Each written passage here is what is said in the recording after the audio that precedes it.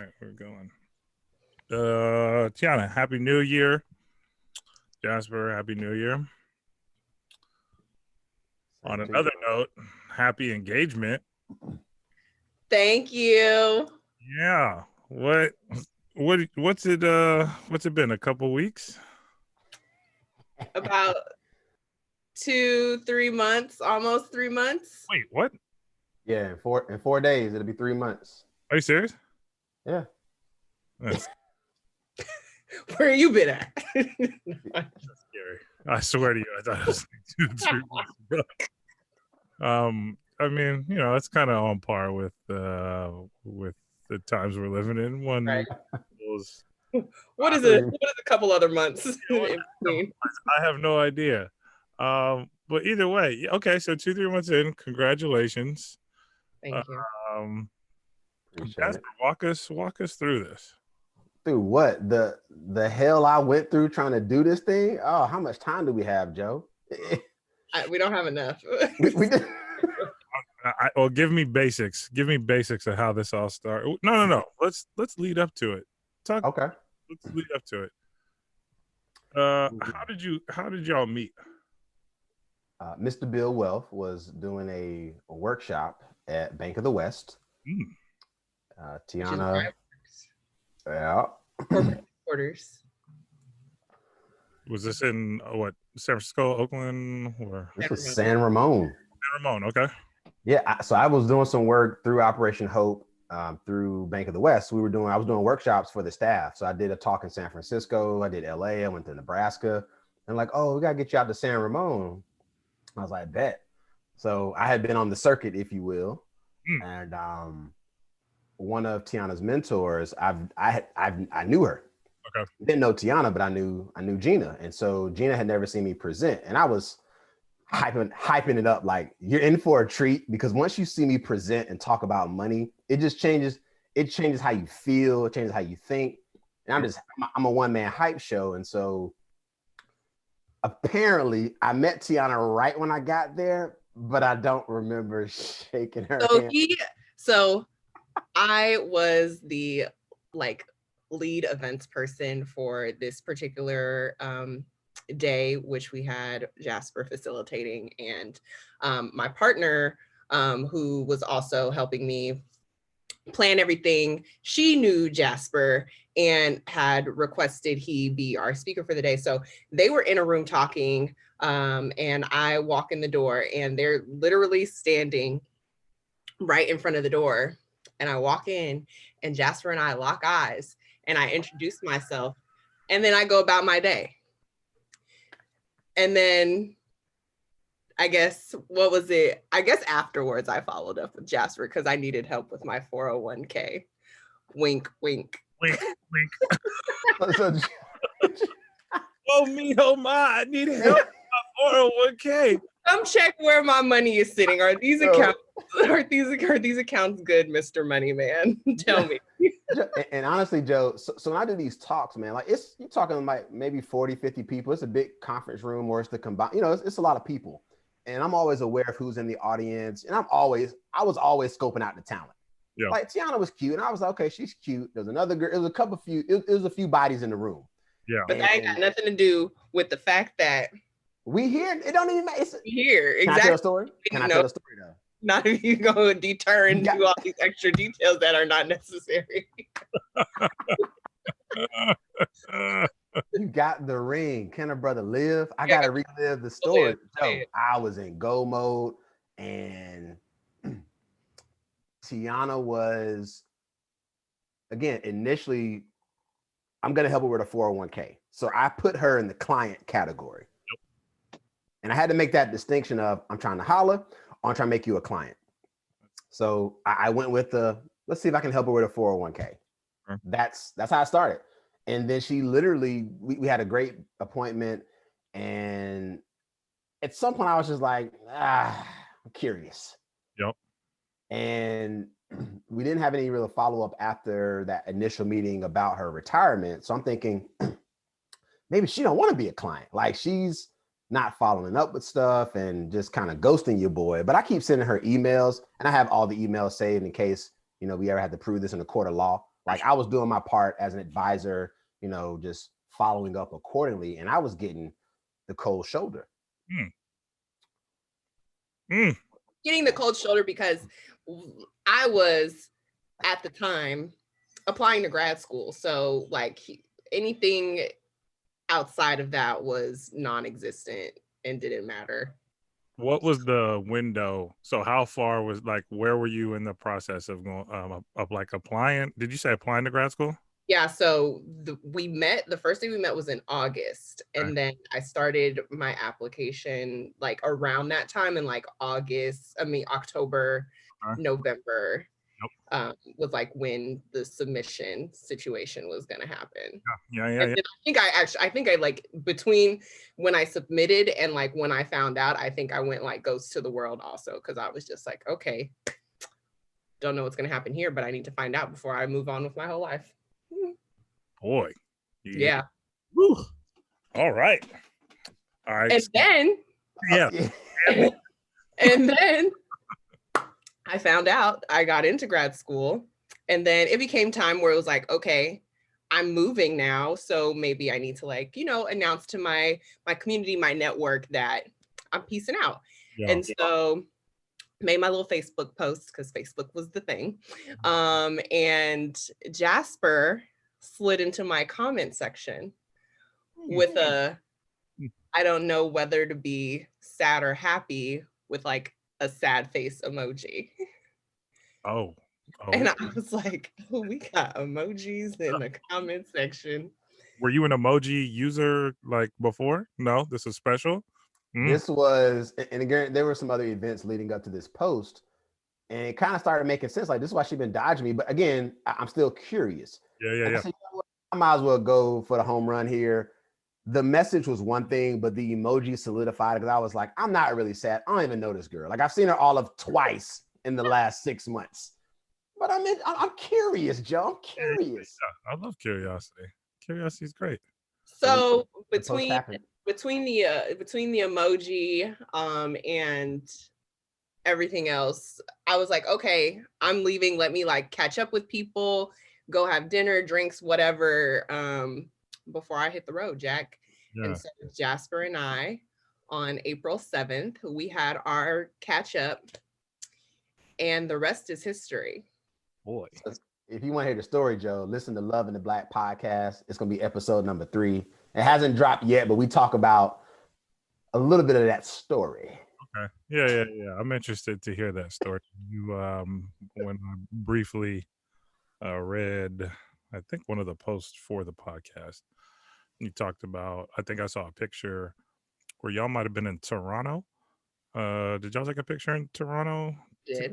Yeah, and I think like the comments were, we did this thing for thousands of miles apart or something along the lines of that. Yeah.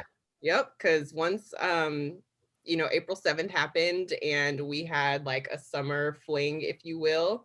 Yes, all unanticipated, because obviously I'm about to move 3,000 miles away. Where were you? What was that? Where were you moving for grad school? I was moving to New York. Yeah. So I could do my Sex in the City life thing. I could live my go to grad school life. And obviously, I back then was not thinking, oh, now is the best time to get into a long-term relationship. But he was cool. I was cool. We had fun over the summer, and then it was time to go. I was leaving. Jasper was down to do the long distance situation. I loved long distance, so I was like, why not? And it actually turned out to be great, and here we are today. Wow, love long distance. Y'all definitely need to talk about that on a podcast. I didn't, and I've shared this with her. I was giving long distance one more shot, and she was the third attempt. And I'm a baseball guy, so I was like, 3 strikes, and I'm just gonna give it up. And so I was like, what's the worst that could happen? It doesn't work. That's a very adult way to look at it. That's but I think it worked because on the other end, all I knew was long distance relationships. Yeah. And so it was a norm for me. And it was something that I particularly enjoyed for various reasons. And I think when you have that dynamic of someone that's willing to give it a shot and someone that like actually knows how to make it work for a long-term situation, you ended up with success. Well, I think Jasper, you lucked up too, because she's good at long distance dating. She was experienced in that as well. Had no clue. And I think a lot of people are like, how does that work? Like you just meet and then she leaves. And I was like, if it's gonna work, it'll work. You'll figure it out. Like I'm not I'm trying to be this on a plane every weekend, but I found myself, doing trips planned and some, surprise trips to New York. I mean, you can always get a flight from San Francisco to New York, like direct. So I was like, bet, that's easy work. So you find excuses to like why things can't work out. And I didn't make those with her. It was just, let's see how it works. She's going to be busy. I'm busy. Let's see. Right. And I knew ahead of time, I was like, this is going to be strange starting out this way. So we're going to have just as many issues once I'm back around her again, because we've been apart for so long. And so I just wasn't afraid. I think that's the key, is that a lot of people are just afraid to do it. And I'm like, nah, the worst that can happen, it doesn't work. Yeah. And I think our personalities help too, because like he said, he's busy, I'm busy. It's not a situation where like one of us is busier than the other person. And so one person ends up like missing the other one too much or not having enough to do. So they're like, I need my partner, yada, yada. That wasn't the case for us. So it worked out really well because we were able to live our lives. And then when we did talk and have conversations every day, we were able to like really share and have just have real good communication in the times that we did talk, where it didn't make us like really sad that we were apart so much. Yeah. I would assume that both of y'all, with your entrepreneurial spirit, right? Like that is also kind of embedded into each one of you. And that probably makes it a little bit easier. I don't know if that was where your mind was, Tiyanna, when you were going to grad school. Did you already have this mindset of, I'm going to graduate school to, further develop my entrepreneurial skills, or did you have a different kind of frame of mind when you were going to grad school? Yeah, absolutely. I had a purpose and a mission, and like as soon as I landed, it was like full steam ahead. And so I was very, not one track minded, but I had a reason for being there, and I really zoomed in on that. And so it was very much so a time of focus and making sure I got through this process and got through school and succeeded and did everything around that I intended for myself to do. And I think even though I didn't anticipate going there with a significant other, having a significant other was one of the, I think, best parts of my experience in being able to have someone that understood me and that I could vent to, and just be there to support me in the roller coaster that those 2 years were. So yeah, it's working out. So I'm going to put you on the spot. Jasper, what do you think you were really good at, right? Because supporting somebody during graduate school is that's a tall task, and that's a complex task for someone to not only support the person, but then I would assume, Tiyanna, like you have to also be an extremely great communicator, and telling Jasper what you need, right? Like it can't be a guessing game. Or it could be a guessing game, but this story might have ended. This story might have been a little different if it was a guessing game. So yeah, Jasper, what do you think you were doing so well in terms of supporting her? Just respecting her space and time. And that's, I think, as any entrepreneur, it's all about time management. Mm-hmm. So I know that she's 3 hours ahead. And so I got to be respectful of, even if I know her schedule, it's like, ooh, she might have to do something after class, or at some point she needs to go party and have fun. So I can't be like, oh my God, you didn't call me and it's 12 o'clock your time. Where are you? Are you in? Like, I can't be that guy to be worried about, like, what is she? First of all, the time thing for one, but then there's that level of trust. I don't care what she's doing. Like, if they're going to do dirt, they're just going to do it, whether they tell you or not. So that's already out of my brain, which is why most people fail with distance. Oh, I can't trust him or her. Like, I got with her. I think she knows who she got with also. Sure. So if you think you're the only one that's attractive, something's wrong with you. It's just human nature. Yeah.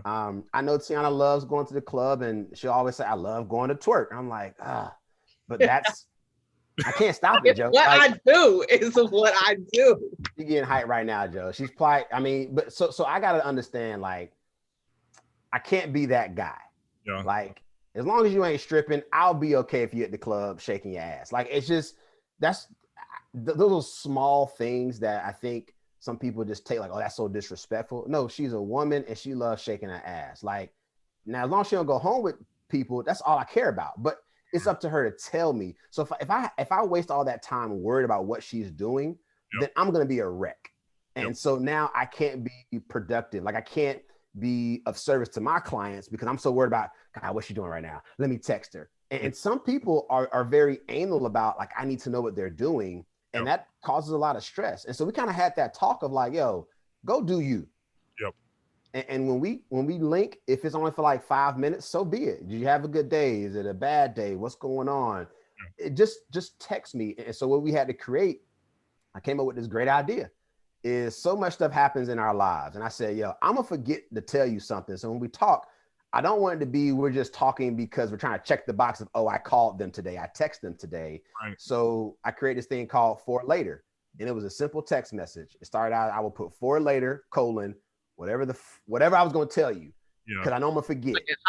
Like a highlight of what it is so we can reference it and be like, okay, I remember what this was. And then we go into these elaborate stories of whatever it was that happened in our day.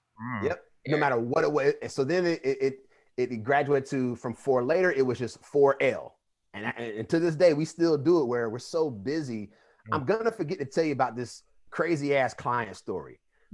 There's something I saw on social media that I wanted to talk to you about. There's something in, the business world, whatever it is, you're going to forget because I'm probably not available when you want to talk about it. Sure. I'll just make a note.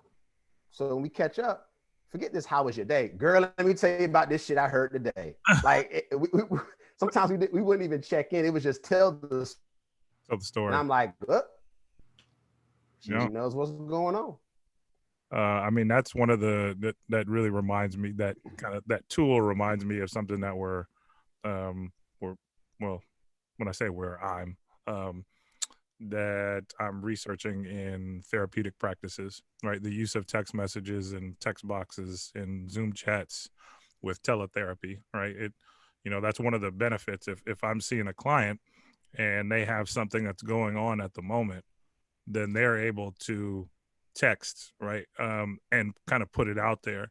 I'm not gonna, let's say it's 3 a.m. Obviously, I'm not gonna respond, but at least I know what was going on at 3 a.m. or 4 a.m. right? And if I can see a pattern, if this continues, like, oh damn, it seems like you're going through some stuff at 4 a.m. for the last couple weeks. Like, what's going on? There's some questions I can ask to kind of gauge about somebody's life.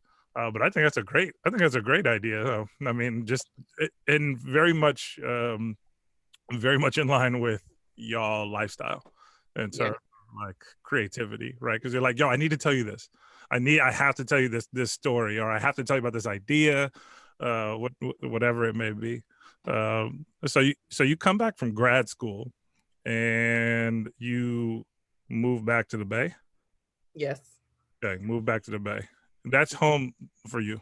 That is home. Oakland, California is home for me. Yeah. And Jasper on mute. I don't know why you're on mute, Jasper. No, I'm clearing my throat, so I don't want to keep messing up the audio by clearing my throat. See, I'm respectful when I'm on these interviews. And Jasper, what part of North Carolina are you from? Durham. Bull City, baby. Bull City in the house all day. And so you guys get back. You get back to the Bay, and what's the conversation? Is it, was there any pressure to like move? I don't know. When you guys get together, that's got to be a little bit of a change, or was it just kind of smooth sailing? No, it was a change. We don't have enough time. Yeah, we don't have no time. There was definitely like a transitional period. Like, what are we gonna do? Are we gonna move in together? Our situations at the moment are financially convenient for the both of us, and we have to think about long term. Yeah. That is always kind of our point of reference, and we think about what we're gonna do to get to that point. And so we starting to look for a home is kind of further down the line. But when I first moved back, we're spending a lot more time together. I'm staying with him more often. And, you know, we come to a realization that we're two different people and we need our own space. I can't move into a space that is his because I need the space to be ours. And so that was the struggle. Nope. And so since then, we really see each other on weekends. Yeah. And, you know, Monday through Friday, we're in our own worlds, living our lives. And then we come together on weekends. But we're actively looking for, you know, property to invest, because that's our ultimate goal. Yeah. Joe, sometimes you got to duke it out with the one you love. Yeah. I'll leave it at that, because you think you know somebody till you're under that roof and you're like, her? So yep. So then we and ours, I was like, yeah, we need to both be doing some things. Sure. And we get into it. Like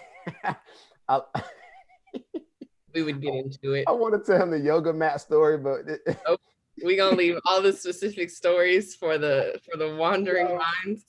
No, it's for y'all podcast. Y'all it's this yoga story on the other podcast. It's funny because here's why it's funny, Joe. And so I forgot to share this. So I write Tiyanna letters, and I started this when she first moved away, like handwritten. I would just write, you gonna know how I feel, and I will mail them to her. Yeah. And so I wouldn't do it, you know, on a schedule. It was kind of just when I felt the need, I wrote.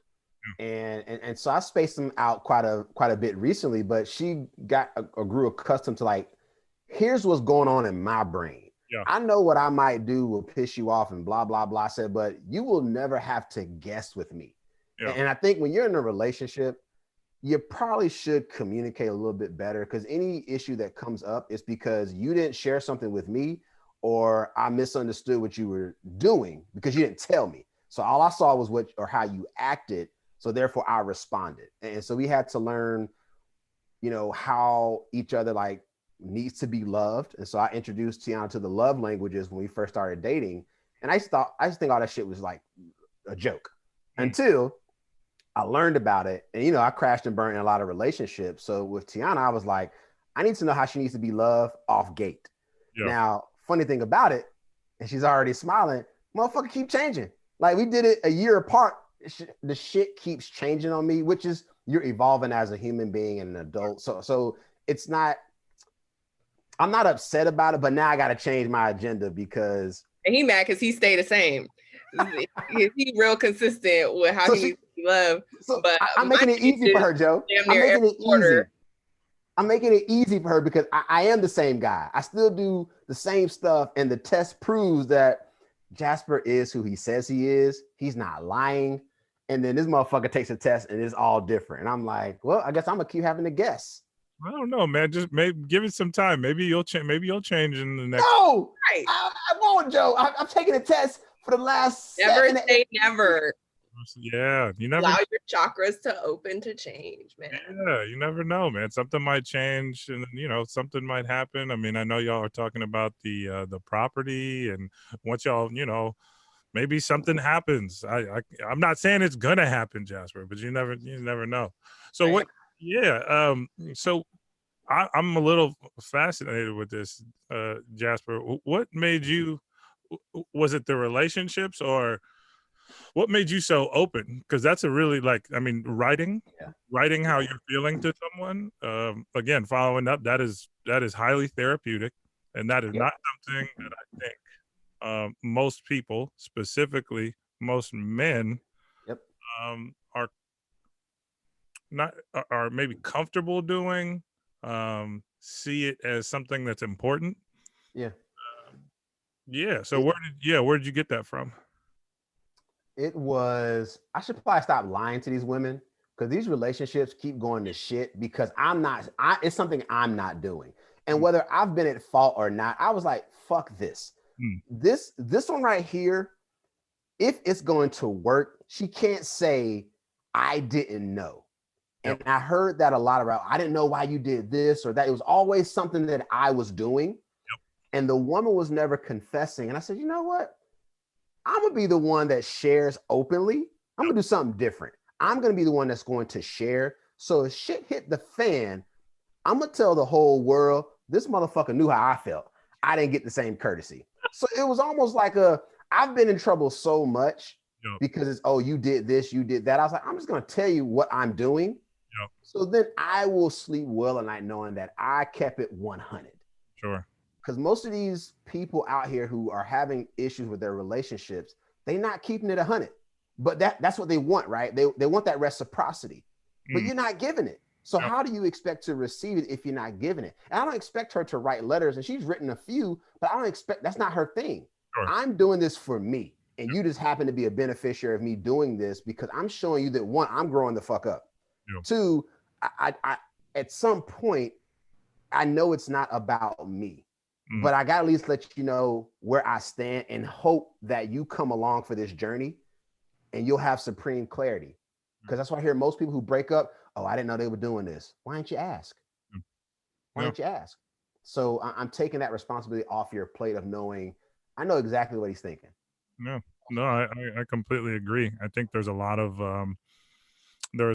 pressure on people, and the more I think about it right now, I've said this before, scrolling through a social media feed, you see images of what relationships should look like, right? And they're really nice and tailored and cute and real powerful, depending Full on of bullshit.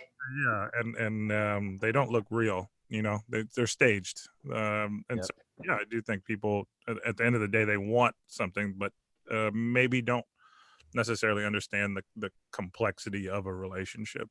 So Tiyanna, I'm going to ask you this in the follow-up. I wonder sometimes when I hear about, we're talking about heteronormative relationships, when a man is transparent about his emotions, right? Um, and is very clear about developing himself in that way. I wonder sometimes, is that does that catch women off guard? Because I think I've heard many of times that, women are like, yeah, that I want a man who's more in tune with his emotions, who's more honest and talks, right? Right. And I also understand that that takes a lot. Take men, woman out of it. When someone really expresses what they need or how they feel, that can become kind of scary. You're like, oh shit, like that's my response, like that's part of my responsibility. Like, oh fuck, okay. So Uh, what was that for you?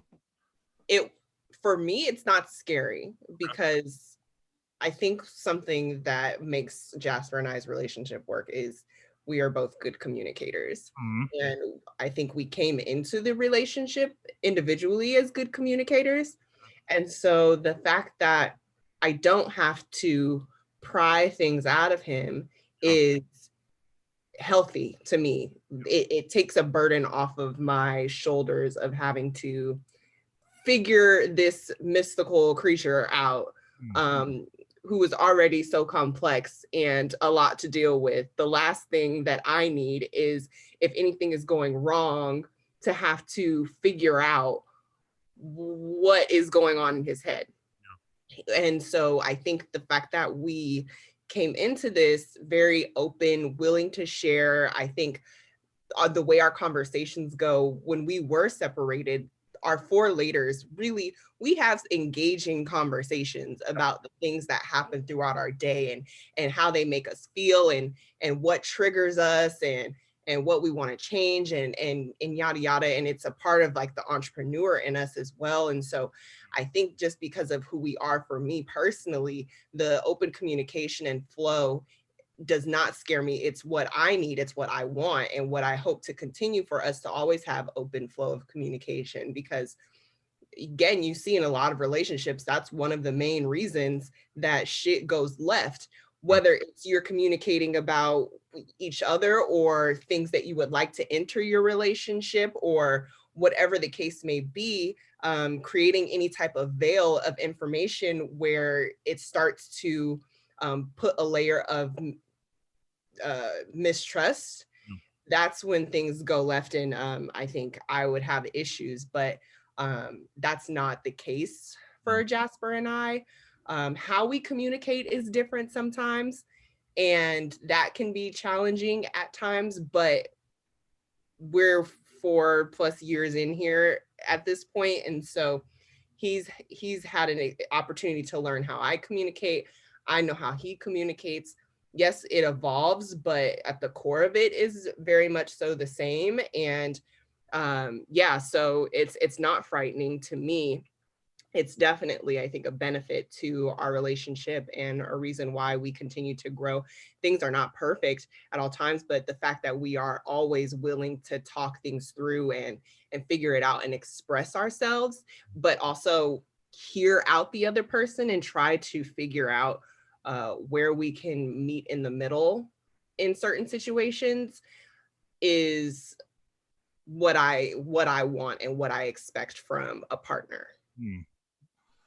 Did y'all do any like intentional, or set any intentional goals about your, like emotional development? I don't know if that was incorporated into being an entrepreneur. The more that I come into contact with entrepreneurs who I see as successful, and that doesn't necessarily mean making all the money in the world, but who are doing what they love and actually doing that work, right? I do think that there is almost a requirement that you do some inner exploration about who you are. So did y'all? Yeah. Yes. 100%. Last year I made a commitment to myself to get a therapist because for me as an entrepreneur and just the life that I live is a bit crazy, and it can be a lot. And I always want to be proactive, especially when it comes to my own personal development. So I took it upon myself to seek a therapist that is specifically for like like women that are higher achievers. Yep. To help me work through the things that I go through based on the life that I live as an entrepreneur.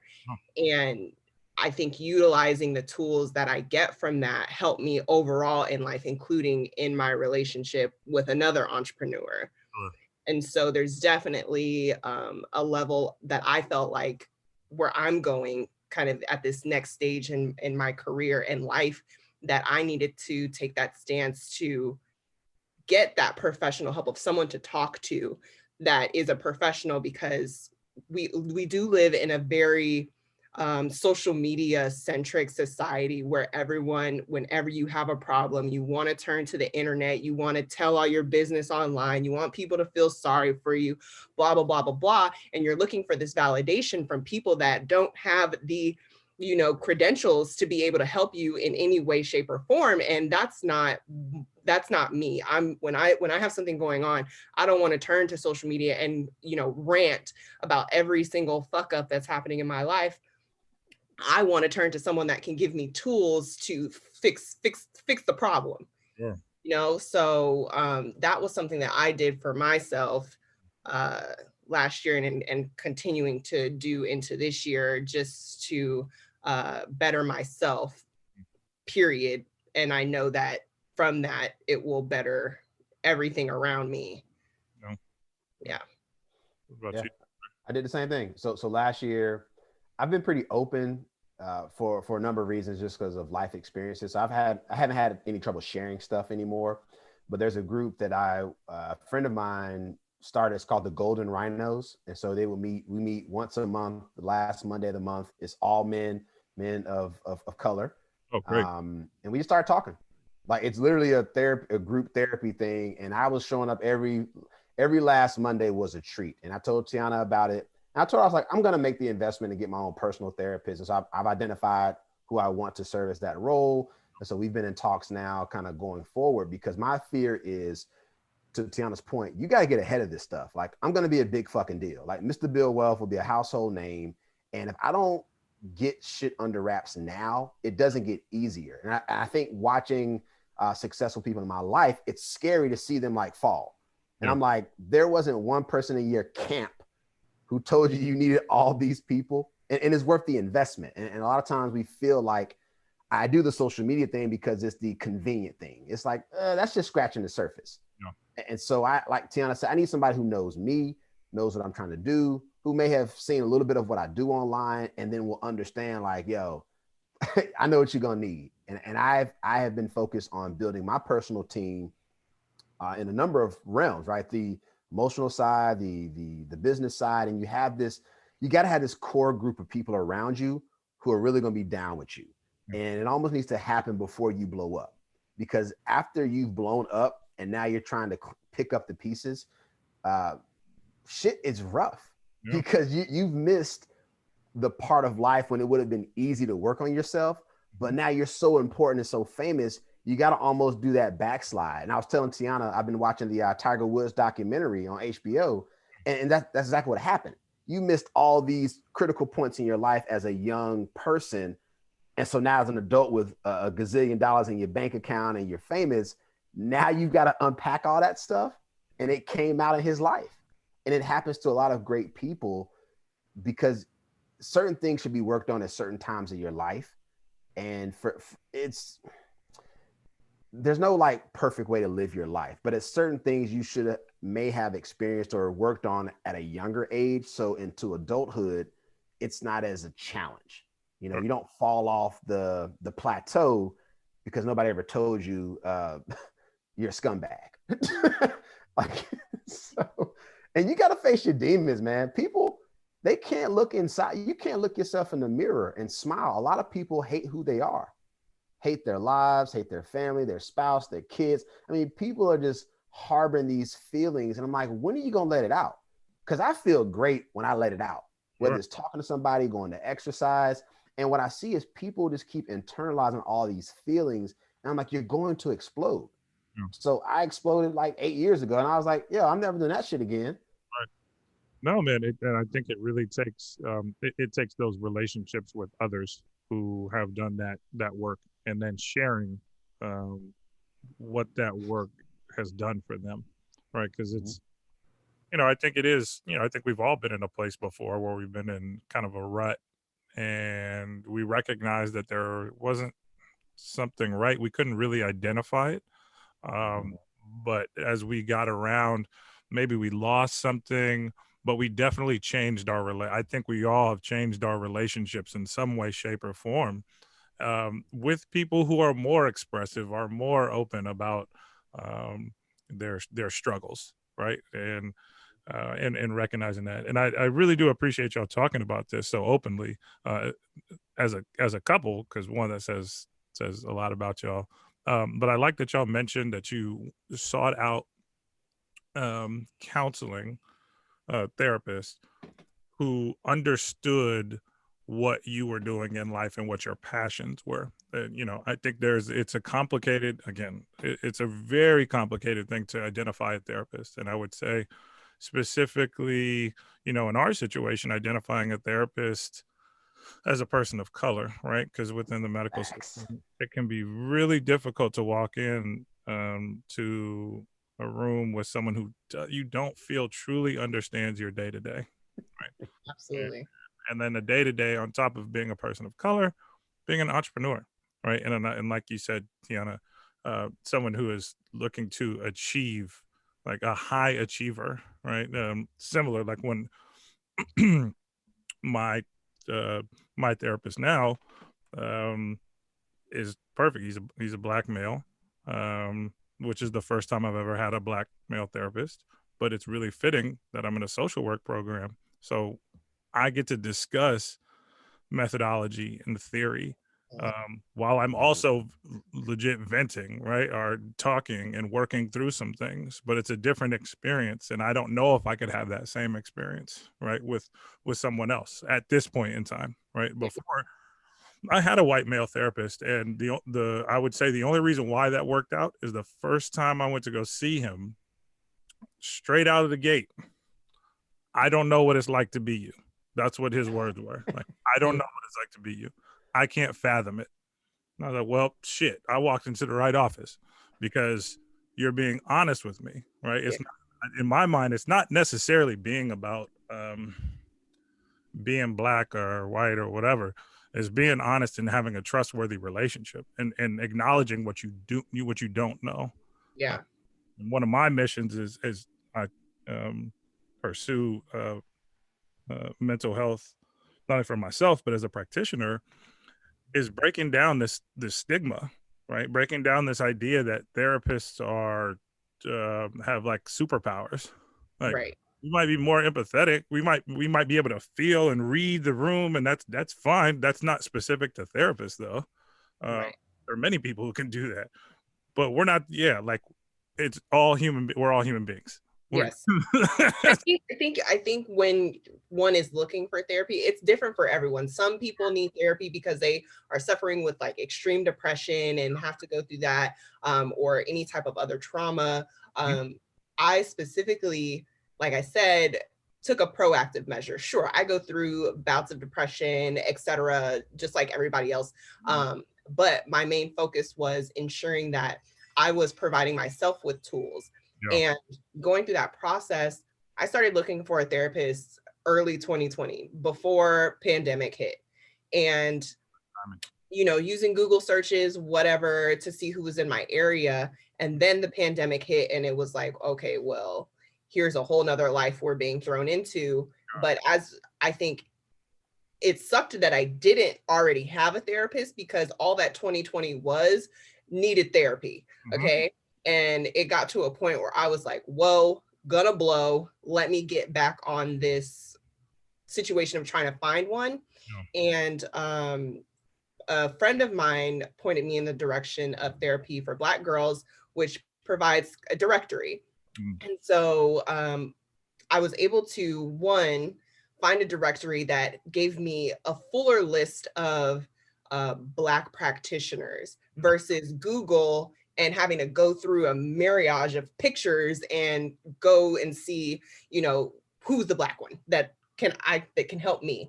And so utilizing that directory, it funneled a bit for me who was in my area, and then going through each therapist's pages and really looking at, okay, what is their specialty? Is it marriage? Is it children? Is it trauma? Blah, blah, blah. And then, running across somebody who's had, therapy for high achieving Black women. Yep, that's me right there. You literally just had a banner with my name on it, basically.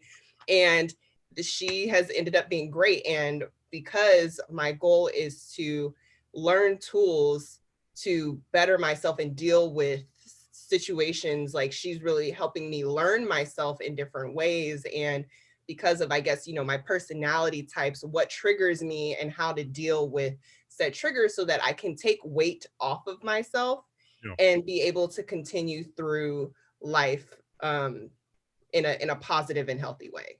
Sure. Jasper, you mentioned something which stuck with me. This idea of a team, right? Putting people around you. Again, approaching life in this holistic way, right? Not only, developing yourself emotionally. Obviously, you're the financial guy, right? And you do think people should have the financial person on their team, right? And you should have a physician on your team, and then you should have friends, and then whatever else you see is important, right? I think we talked real estate agent, you need one. Hey, real estate agent, you know what I mean? Like, those are real things, and I don't know if we're not encouraged. That is not a part of our culture as a whole. I'm generalizing here. Yeah. To say, hey, as you get older, you know what you should do? You should identify the things that are really important to you and to your health, right? Like to your health, that are going to make you a happier person, or more successful, however you want to frame it. So I really appreciate you talking about that. In social work, we call it like integrative behavioral health. Okay, what is it that you need? Okay, do you need a yoga instructor? Okay, do you need a therapist? Yes. Do you need a psychiatrist if you're on meds? Yes. How are all these pieces working together? Are they communicating with each other? If you know, when I work with student athletes, if I'm in a session with them, well, if you're having bad grades for the, not bad, let me reframe that. If you're having a difficult time in school, okay, you've had a difficult time in school for the last 2 months, well, then I should be able to look somewhere and I should be able to put some pieces together. There should be some documentation from these other support systems that you have where I see, oh, well, you know what? This makes sense. You haven't had a steady place to live for the last 3 months. You've been trying to move around. So it makes sense that you're having trouble in school. You know what I mean? So yeah, Jasper, when did you get that aha moment? Like, yeah, I'm going to start putting all these pieces together. Just dealing with my clients and seeing that I wasn't the solution they needed right now. And being like adamant about, like, once you tell me the problem, if I know I can't offer the solution, I got to get you to the expert. Yeah. And normally these experts were friends of mine, people I've known, I've seen, they were all professionals. Yep. And when I look at successful people and I read a lot of books, yep, it was always, they had this group of people. Yep. You had somebody, whether it was a spouse who was very supportive of your endeavors, so they took care of the house. It was, I have a coach because they helped me with my craft. I have my physical trainer because if I don't have my health, I'm useless to the world. It's the therapy, it's the meditation, whatever it was. You started surrounding yourself. I think a good example is LeBron James and how he spends millions of dollars just on his physical, like, health. I mean, dude's been in the league, 17, 18 years, only really been out for like a few minor injuries. And I'm like, that means he's putting the work in, but he invests in that team to keep him on the court.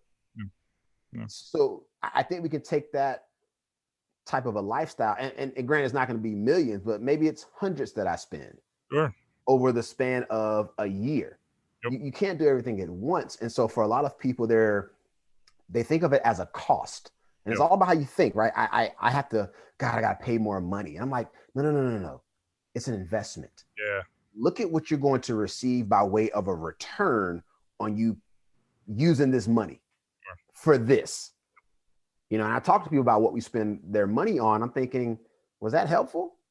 Because had you invested the money over here in something else that could help you overall, I think it would have had a bigger impact on your bottom line. Yeah. But people are just, they're almost afraid, Joe. They're either afraid or they're embarrassed about whatever their problem is. Yeah. I mean, that's literally the key. They're just afraid or embarrassed. And they're like, well, I don't know where to go. Figure it out. There's not a shortage of resources. Sure. And that's why I place so much importance on relationships, because I've been there before too, where the answers are right in front of me. However, I don't go out and seek them out. I mean, same with like students, now it's like, there's fucking Google. There's nothing you can't find out, right? But it's that like barrier. It's that barrier that you have to work through. I just recently, like you were talking about investments, and I know I'm traveling Saturday. I'm leaving for Jamaica for a few months, and please help. And grad school has been a roller coaster, to say the least. It has been a challenging, liberating, developmental, exploratory time, right? Oh yeah, all those. Yeah. Right. Jam-packed. And yeah, I mean, let's not even talk about with the pandemic. There's times where I've lost it, and legit lost it, where I'm like, I don't know who I am. And I can admit, like, I've told this to people within the last few weeks, I've been very disconnected from my feelings, like disconnected from the body. And that's the first time I've ever really been able to admit, like, or even understand what that means. Or I'm like, this isn't connected. I'm moving, but it's not in alignment. Yeah. We don't understand why, like, what is the purpose? Yeah. I don't get it. And so, yeah, I spent some time up here in the mountains in Virginia with my dad, who I don't know if you can hear him. He's so loud. Like I can hear him through my headphones. I'm like, yo, Nah. okay, great. I always wonder about that because sometimes I'll record a podcast and I'm just like, what is so damn serious? But either way, but I went to as you were talking about health, I was like, look, man, I'm traveling. I recognize that we are in a pandemic. I am relatively, I would say I'm a pretty healthy person. You know, when I was back in San Francisco, I was doing open water swimming, swimming 3-4 miles a day, walking until I couldn't walk anymore. You know what I mean? So, but I thought to myself, I was like, well, okay, well, there's another level to this, right? And as you talk about longevity. So went to, like, went to some websites. I ordered some like green superfood blends for the road, and some other energy drinks, not energy like Gatorade, but like natural food supplements. Went to a natural homeopathic shop, got zinc D3, got some MCT oil, got some magnesium. I was like, yo, you got to take care of yourself. Like if you're going to go into this last semester and you want to perform at a high level, I might be taking on another job. I had a job interview today with the University of Virginia, working as a academic mentor for student athletes. And I'm like, okay, you want to add something else? Okay, you're gonna get your shit together. Like you gotta, you gotta take care of yourself. And so when I was buying them, I was like, God, like for a second, I was like, God damn. I was like, shit, this is fucking expensive. But back to your point, I had to reframe it. This is an investment in yourself. The only thing that the thing that you have to rely on, your body. And I, again, quick thought, and then I went back out like, you did the right thing, kid. Like you did the right thing. Well, scary, man. Some people never get to that point though, and they're still going through life with that why. Yeah.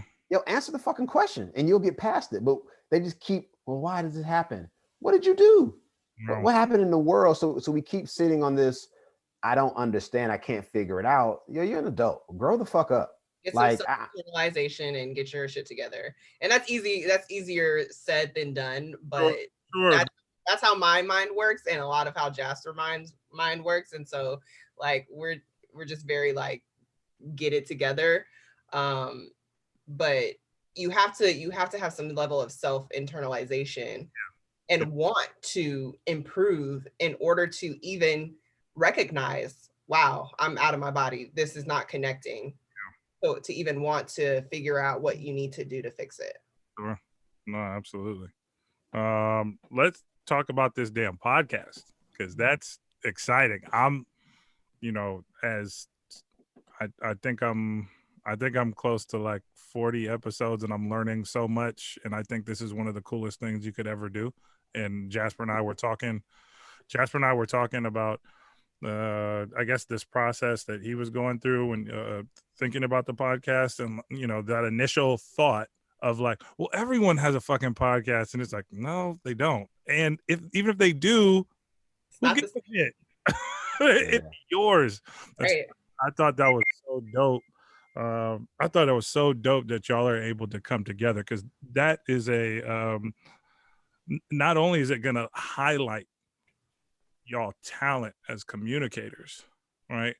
But it's something that people really are looking for. I would make the argument there's a shit ton of podcasts. That doesn't necessarily mean they're good. You know what I mean? There's some, and there's people that are you know, I listen to podcasts, and there's a lot of people telling you what to do.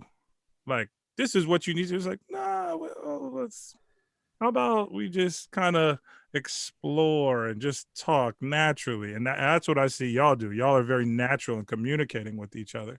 And it's Yeah. clear as day. So yeah, walk us through the love and the black, right? Love and the black? Love Yep. and the black. Yeah. So where did that start? Shit, like 2 years ago, it was an idea. We went to we were on our retreat when where were we? Lucerne, a little town. Anywho, we talked about it literally out on the park bench in this little town by God, what lake is that? I can't remember the lake. Anywho, Clear Lake. Yeah, we're up at Clear Lake doing our little we do quarterly retreats. You know, shout out to the pandemic for ruining that shit. But every 3 months we try to get away somewhere. Just you two? Yep, just us two. Yep, we do an Airbnb, lock ourselves in, get groceries. We don't leave. You know, I may go outside and go for a run. She may do some exercise, but other than that, we're locked in just so we can like work on stuff we're working on, and then we like drink and watch movies. I bet that's all you guys are doing on your retreats. That is correct. That's all we're doing, and we get a lot of rest. A lot of rest. I bet y'all are so refreshed. Bet y'all are. That's the point. That's the point. That's the point of our retreat. Watching movies, drinking, looking at each other, and resting. Yep. Creating love in the black. Creating love. Yeah. And we talked about that. We were like, you know, there are a lot of, I listen to a lot of podcasts as well, and everybody has their thing. Sure. I was like, I don't want it to be like everybody else's. And we were kind of going through like what topics. And I was like, well, I think it's dope that two Black people who are like Black love needs more outlets across the board, you know. And so I was like, that's the first one. We're both entrepreneurs at heart. So I think that's an angle. Yep. You know, we're actually in love. Yeah. A lot of people don't have love in their lives. Yeah. And we wanted to keep it like, yo, we're Black. And I think even with the name, it was, you know, a business is doing well when it's in the black, not in the red. No. But shout out to Tiyanna for the love. And both of us being finance professionals, like, and having finance background, you know, the heart's red, but we got the black letter. We talk money all the time. And so it only made sense for us to incorporate all of that. And so love in the black. So where do you think so you guys have had 3 episodes? I'm editing episode 3 right now. And like you were saying earlier, everyone wants to tell you what you have to do with a podcast, but I'm not into that. First of all, this is something I wanted us to do together, but for me, it has to be fun. It couldn't feel like you have to put out one video every week, every other week. You have to be on the schedule, blah, blah, blah. And like, if a recording time doesn't feel comfortable, like it's not going to flow, I'm not going to press it. No. If I thought a topic was good for us to discuss yesterday, if I'm not feeling it today, I'm not pressing it. You know, it has to flow very naturally for us. So we're on episode 3. We recorded it the other day. And again, this has to be fun. So I have to get into a vibe, edit and stuff. And that's what we differ, Joe. Like, I love doing, like, I do recordings a lot and it's fun for me. But I think for her, it's like, I need an outline. It's more work for her. And so I was like, you know what? I don't have to press her on this. We will do episodes when we're supposed to do them. Sure. And whether we do multiple recordings or just one, I'm fine with it because I got my own shit. So I'm like, great, this is our thing we're doing together. But if there's something I really want to do, I'll just go do it on my own platform. And I think that's where this, like she said, it's not going to feel like work for her because it's just fun talking to her. Because I know couples have conversations like we do. They just need to be shared with the world. The story is what sells people on anything. Right. And we all have a story that we should share. Everybody should write a book. You know, I checked that off my list last year. I'm an author. You know, maybe Tiyanna will do one, maybe she won't. But I was like, yo, everybody I know got a book. So if I'm going to be on this level, I need to have certain things done. The podcast together, it's now we have a little something we can do. And where it goes, who knows? But we're very intentional about telling our story. There's that business side to it because we just need more. Yeah. And I think the analogy I used when we were talking about podcasts, Joe, was like people always feel like, well, I don't have an interesting story to tell, or there's too many people who already have a podcast. Yep. And I'm like, all right, go to the grocery store and walk down the aisle for bread. It's fucking bread. It's their bread, your bread, the yellow bread, the brown. I mean, it's fucking bread. Rolls are rolls, but yet they're all on that shelf. Right. So there is room for you to kind of share your story and share your truth or whatever you want to do. I think that's the luxury of when you have that artistic bone in your body, make it what you want. Mm-hmm. It will attract exactly who you want. If you want to do ratchet shit, you will attract that crowd. If you want to do high profile, you can do whatever you want. And I think that's the luxury of technology today, because I would love to hear old stories from like my parents and grandparents and aunties. Like I would love to hear some real shit. Like I need to get y'all on camera. Yeah. And a lot of them aren't comfortable because they didn't grow up on that. They're like, you don't talk about that kind of stuff in public. That stays in the house. And I say, that's why motherfuckers is broke now. Because y'all won't talking about money to the kids, to nobody else. And you wonder why the wealth gap continues to widen.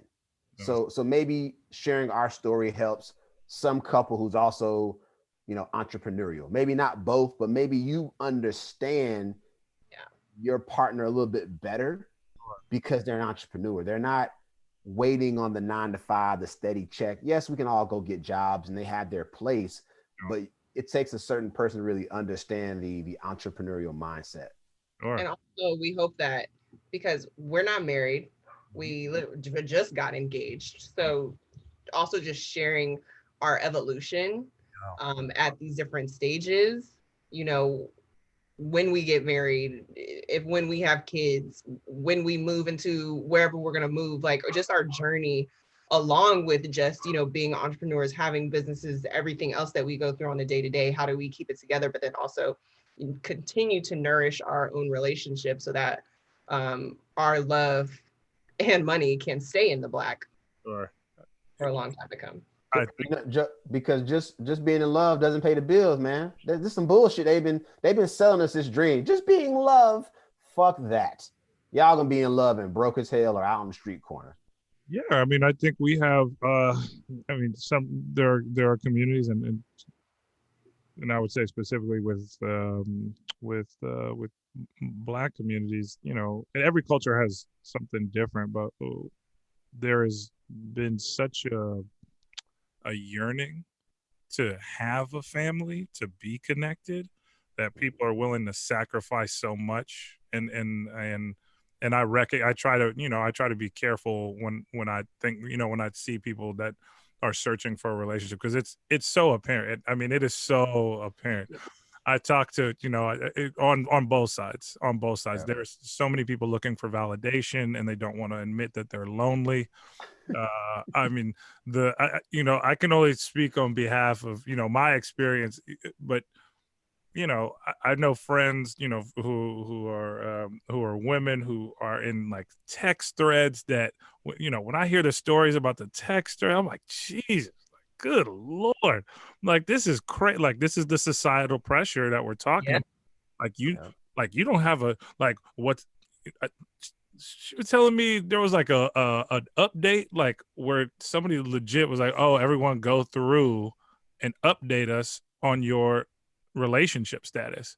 Oh, too much pressure. Right? I was like, yo, what the oh my God. And then you add on top of that social media and whatever, hot take there is on some, I just see there. I'm like, oh my God, it's so many lonely people that just want to be loved. Right. And yes, that's real.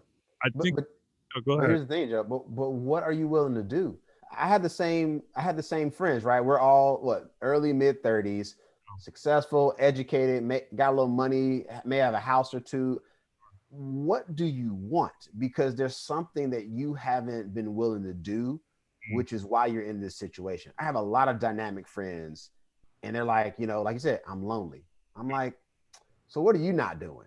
Because a lot of people, when you hear them speak, it's always about what somebody else has done or what their environment has done. I'm like, you never said me or I throughout that whole little story. And I'm like, I found the issue. It's you. You're the common denominator, right? And it's hard for people to swallow that pill. You've done some things to push people away. You've just your title alone could be intimidating. Sure. Yeah. I'm not saying go be a secretary, but like you being a CEO is gonna be a problem. I also think that there might be something to being a curious person or being a creative. You know, when I find people who are not only passionate about what they do, because, you know, y'all two being passionate about what you do is a little different than someone who is the CEO, but they're not really into being the CEO. They're like, this is what I was supposed to do. Somebody told me that being a CEO is what success means. That's not to say you know, if you're a CEO that you can't be happy. But there's something I think about, like, what is it that's driving you, that's filling your cup up as an individual, not and not looking for someone else to do that. Yeah. Right. When you start getting, like, again, this is totally speaking in generality in my own experience. When you start diving into the thing that like fills your cup up, that you could keep doing for hours and hours and hours, I think you start to give off some energy. I think you start to put some energy out in the world, and people pick that shit up and they're like, I want some of that shit. I want some of it. Like I legit. And that person might also have the same thing. They might not, we all might not be in the same place or whatever, but they're like, yo, I'm picking some shit up from you. Yeah. And I'm about this. I like it. Joe, that's how we got here. Tiyanna saw me presenting and lost her fucking mind. Was like, cha-ching, there he is. She didn't know it at the time, but that's what happened to her. Gosh, Joe, you packaged that so well. Yeah. You know, delusion. That's one of the things that Jasper works on in therapy. JK. JK. Yeah, that's real, Joe. That's real. And so I had to start challenging people around like, who you hanging out with? Because every time I would hear a story about why people couldn't find somebody, I would ask them one question, and it was always the same response. I'm like, where are you hanging out? Sure. It was always the same spots. I go on the same trips. I go to the same destinations. I go to the same bar, the same happy hours. And I'm like, so how do you expect to find somebody different? You're finding the same exact person, whoever or whatever you're looking for. If you stay in the same circle or sphere of influence, you're only going to meet the people within that sphere. And I think the credit to me was I never knocked, somebody when they said, hey, would you come to this? Even if it wasn't like something I really enjoyed, I'm like, what's the worst that could happen? I might have some fun learning how people experience life. Because usually my friends they're not doing this shit. Yeah. But let me go for the experience. And what I find is that a lot of people aren't willing to take that step. And it's not a big, it's a subtle step they have to take to say, well, you keep saying what you won't do. My question is, what will you do? Because you lonely. So this whole I'm too busy because I work and travel. Well, you better have a boo thing in every city you're traveling to. And friends are like, well, I'm not doing that. I'm like, why not? Why not? You keep traveling to the same cities in your territory, and you don't have a boo thing at every hotel. You stay at the same hotel, go to the same restaurant. I said, you don't have a waitress, a waiter, a concierge. Like you don't have. And they were like, I'm not that kind of person. I'm gonna plug Love in the Black right here, because we talk about people's expectations of themselves in like sexual encounters and relationships, and why they don't do more things like that, like having boo things in different cities, and what psychologically or socially has put in their minds that something like that is unacceptable and something that they can't do and be okay with it. Oh, shit. Decades and decades of someone telling you that if you do that, you're a hoe. If you do, you're a hoe. Nobody's gonna want shaming, all that stuff. Yeah. So, and also just on this topic, vice versa, it's like people are either going to the same places and not getting the results they want, or they're not going out at all and expecting to meet that person, their person to just appear out of thin air. Like, I'm very curious what's going to happen with people now because of this pandemic. And, if you weren't on, dating apps or anything before, or it made you uncomfortable, you felt more comfortable meeting people in person. and you can't do that anymore, but you're still very passionate about finding your special someone, you know, are you going to bite the bullet and get on these social apps and dating apps, or are you just going to wait out the pandemic? Yeah. What is love going to look like in the future? We got to get over. I mean, I think we're being prescribed a lot of fear. Everyone is being prescribed fear, whether it's the last 4 years of the presidency and whatever the lack of agenda that or actually take that back. He had a fucking agenda.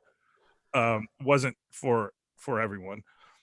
But I do think when I watch, like, if you know, I do think that there's a lot of fear prescribed in our relationships. Oh, you can't go do this by yourself. Why the fuck not? What's going to happen? Most of the time, people are not getting chopped up and killed if you go try something by yourself. Oh, but I don't know if it's like, Jasper, to your point, what's the worst that can happen, right?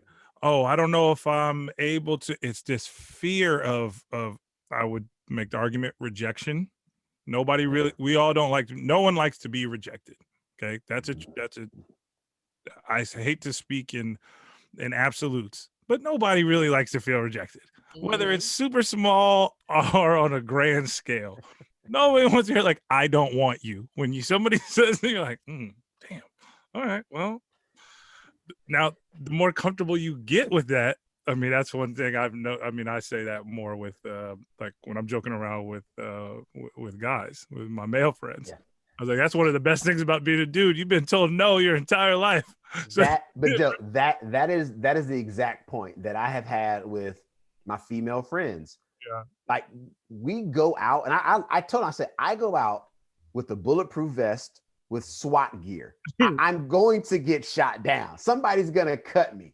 Like, and I will keep going out because I think I'll find her if I keep hunting. Sure. And a lot of women will not go hunt. I don't want to seem promiscuous. I don't want to be the one who's forcing. I said, if the dudes ain't hitting on you, I think we might want to switch it up. I know there's this old school mentality of the guy is supposed to do X, Y, and Z. I said, we're living in a different time now. Dudes ain't doing it. And so women are like, well, where are they? I'm like, well, during football season, they're at the bar. So I don't care if you don't drink beer. Go sit down and order some chicken. Like, do something. Yeah. If you sat down beside a dude at a bar on a Sunday during the game and you had a little bit of skin showing, just a little bit, bro, I ain't watching the game. Right. And my friends would laugh and they're like, well, why do you say that? I said, because dudes are always thinking about sex.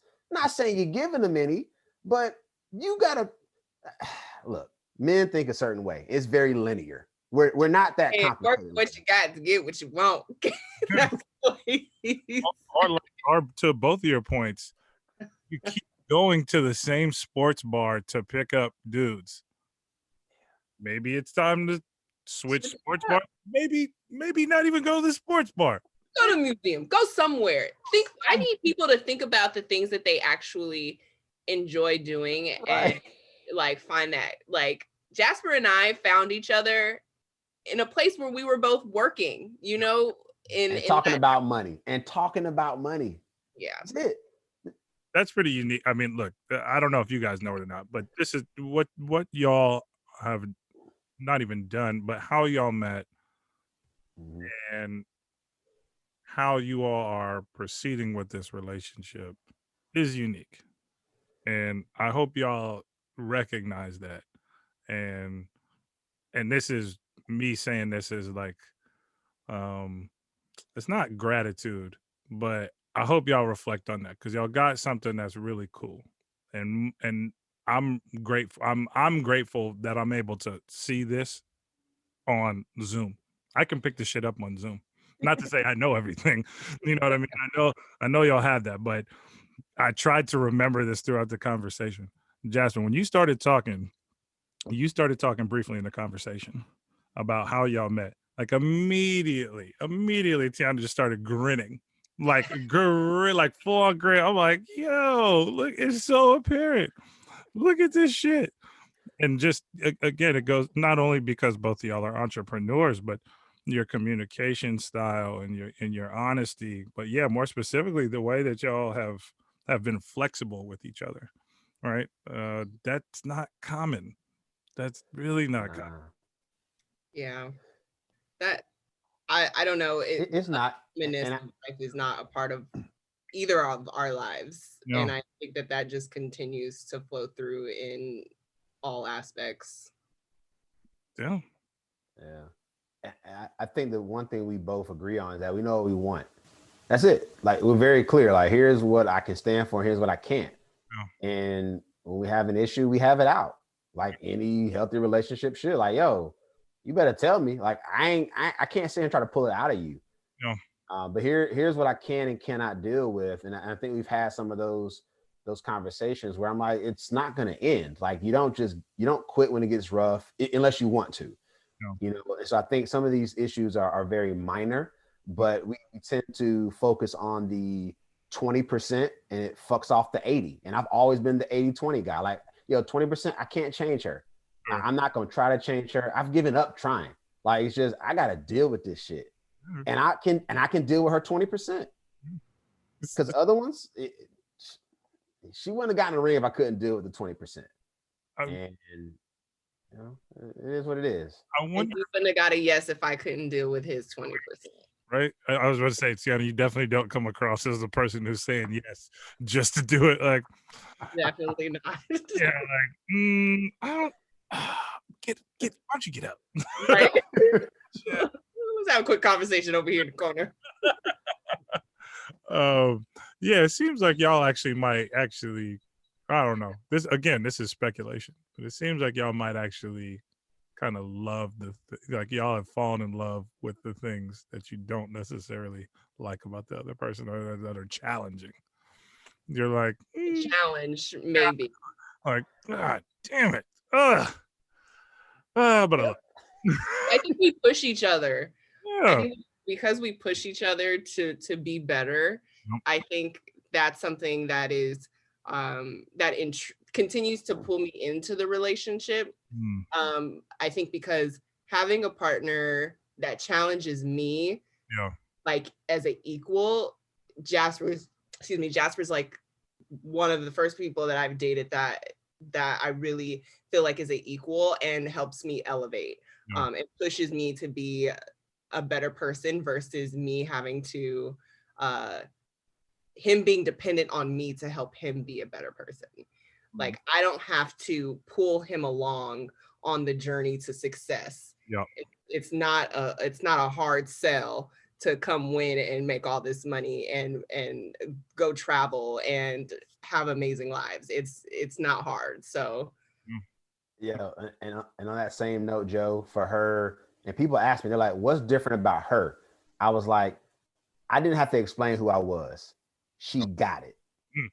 I have tried to confess my heart to people in some way, not as openly as Tiyanna, but I was like, if you can't see where I'm going, you're blind. And I always got in trouble for just going after it, working hard, doing all the things I thought you should do if you want success in life. And I was always put in this box of like, yo, I need more time. I'm like, are you going to win the lottery so I don't have to go ahead and make these millions? Because if not, I need you to shut the fuck up. And I never had to even have that. I told Tiyanna what I was trying to do. She was like, bet, me too. I said, that was the easiest conversation I've ever had because I didn't have to explain how I operate. I'm in go mode a lot. And when I rest, I rest. That's it. I didn't have to explain that to her. And she made me not feel guilty for trying to be this successful guy. And I've had women do that. Like, they made me feel bad. Like, yo, I love that you're ambitious, but I need you to dial it back. And I was like, those two things doesn't equate in my brain. I got to be this successful, but you want me to spend more time. What? That's not how the formula should work. And so for her, it was like, I get it. Do you? I said, I think this one might make it. Yeah, you need that support, especially as an entrepreneur, right? It's it can be a very isolating place. And there's no one tapping you on the shoulder to remind you to like get it going, make this shit happen. And sometimes that requires like, yo, I need to be in go mode for about 3 or 4 days because I'm just in this flow, right? Without being too, kind of woo woo. But you're in that flow state where you're just like, things are making sense. The pieces are coming together. Yeah, I like this. I like this a lot. And sometimes you need support in that. And sometimes you're like, oh, I just need to be I need to be by myself right now and put my head down. Right. And you see, we're not together right now, Joe. We're not like we're living this shit. She was like, I told you before I logged on, she was like, do I need to be with you? I was like, nah. She was like, bet, because I got shit to do. And so that's why we're not even on this Zoom together. And we scheduled this a week ago. She was like, I'm busy. I was like, all right. Okay. all right, so what are y'all working on that you're excited about? I mean, I know that you have your hand in quite a few things. And so I want to get that in before we end because I know y'all got shit to do. So, what are you excited about? What that you're working on right now? Either one of you. Ladies first. I'm excited about honestly dialing it back this year.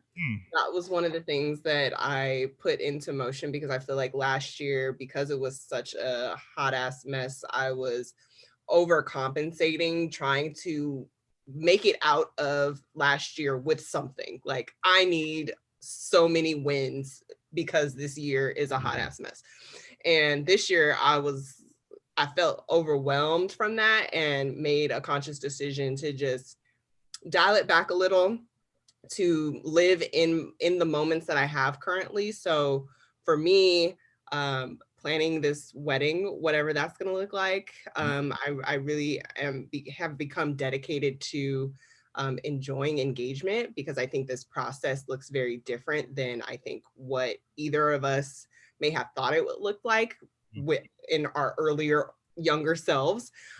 So trying to make the most out of this stage of our life and really live in that. So that's what I'm looking forward to.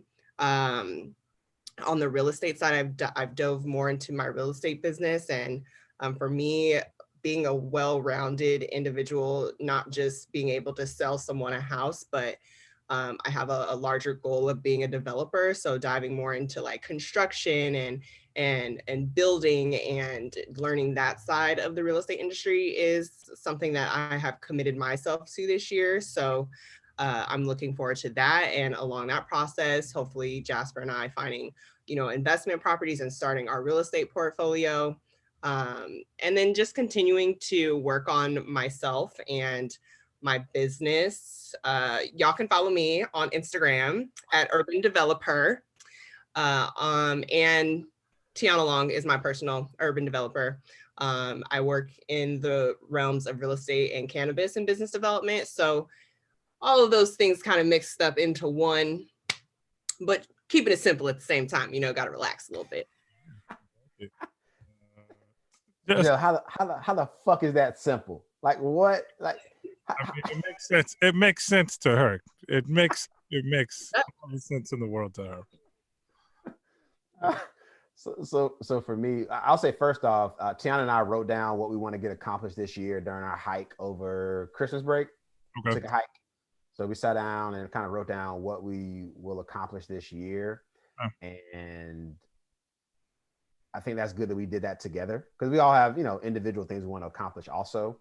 And for me, it's just continue to uplift my profile as like the money man. And, the Buildwealth movement is starting to gain some legs and some traction.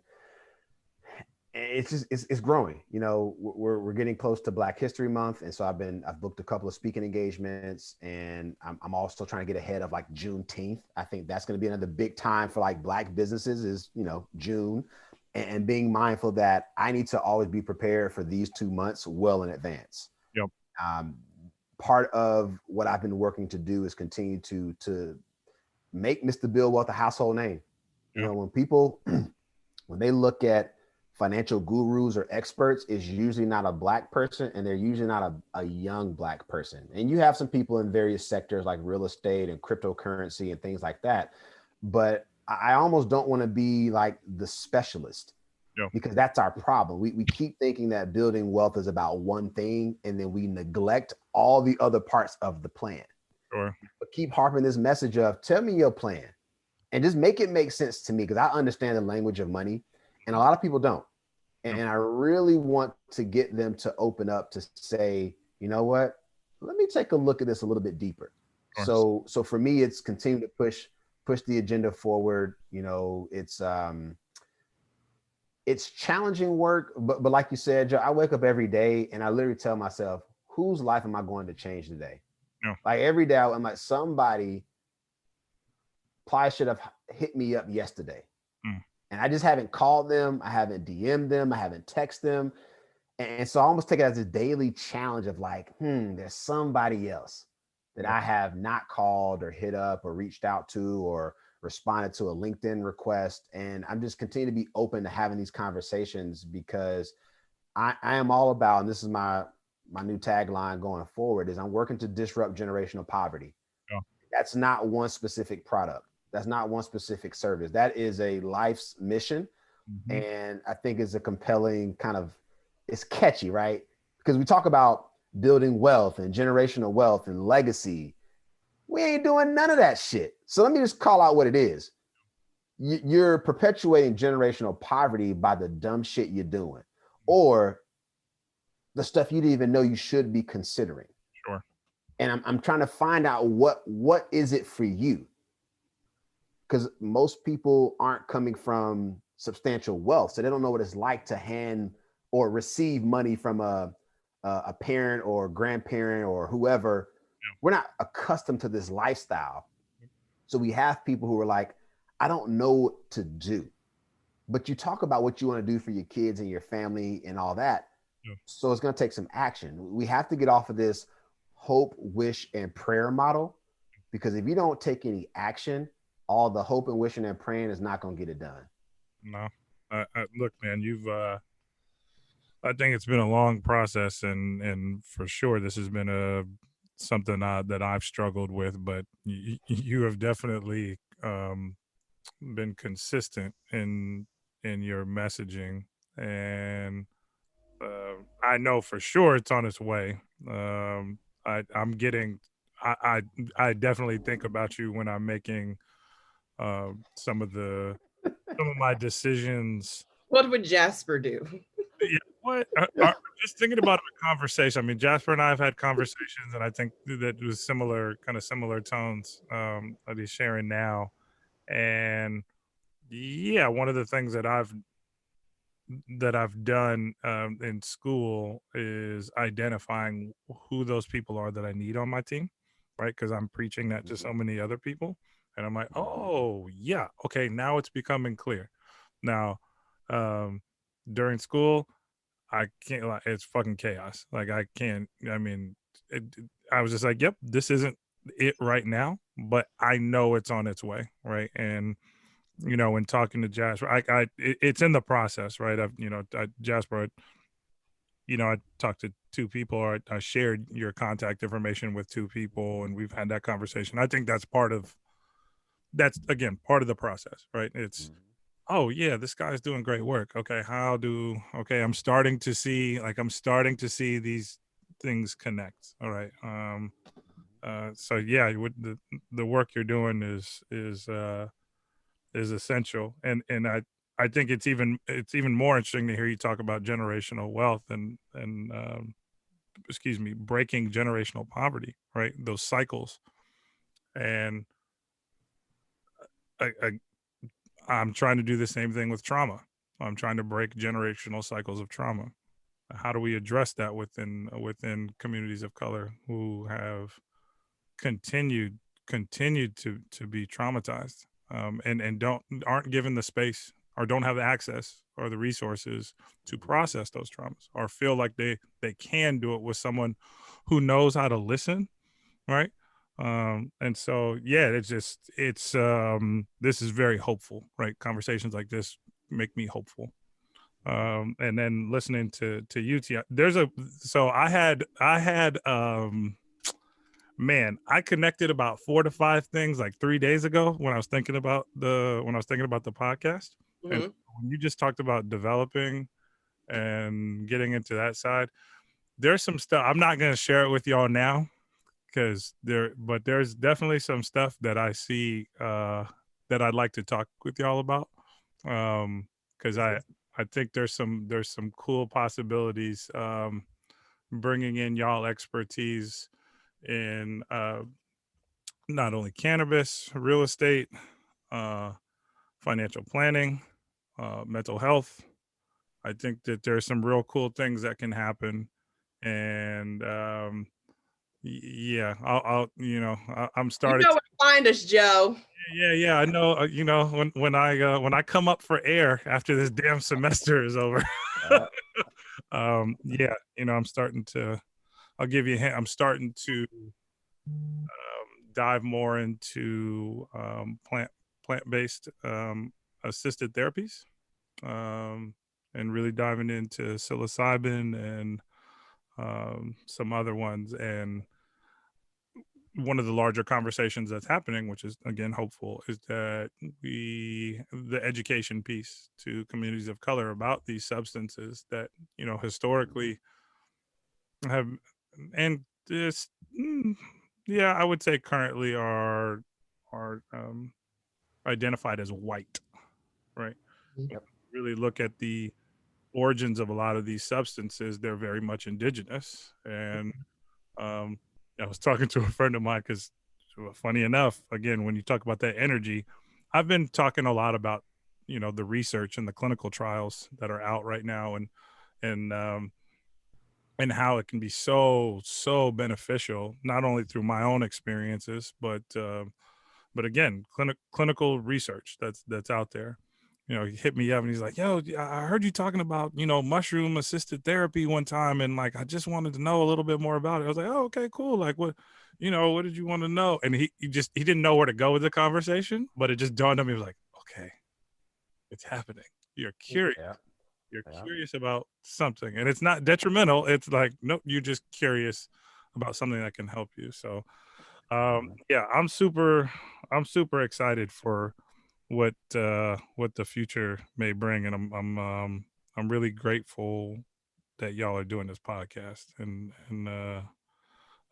yeah, before we get off, I've never done this with, actually, did I do? Yeah, I did it with 4 other people.